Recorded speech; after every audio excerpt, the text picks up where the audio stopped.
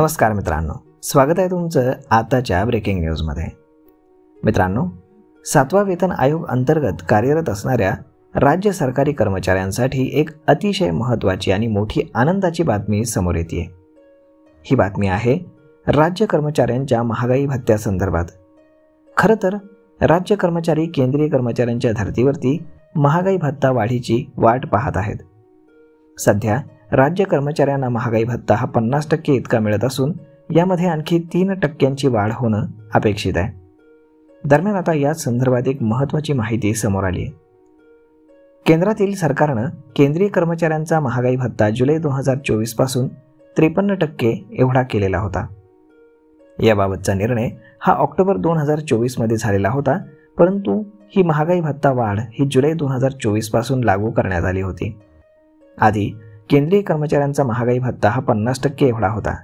यानुसार आता राज्य कर्मचाऱ्यांचा महागाई भत्ता देखील 50%वरनं 53% होणं अपेक्षित आहे। केंद्रीय कर्मचाऱ्यांच्या धर्तीवरती राज्य कर्मचाऱ्यांना देखील जुलै महिन्यापासूनच ही वाढ लागू होणं अपेक्षित आहे। म्हणजेच राज्य कर्मचाऱ्यांना जुलै महिन्यापासून 53% दरानं महागाई भत्ता हा मिळणार आहे।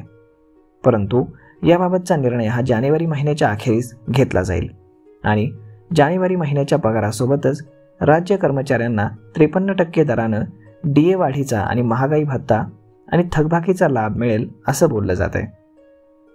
येत्या काही दिवसांनी राज्य मंत्रिमंडळाची बैठक होणार आहे आणि या बैठकीमध्ये याबाबतचा निर्णय होण्याची शक्यता आहे। फडणवीस सरकारनं लवकरच आपल्या मंत्रिमंडळाची बैठक आयोजित करून याबाबतचा निर्णय घेतला तर राज्य कर्मचाऱ्यांसाठी ही एक मोठी भेट ठरणार आहे।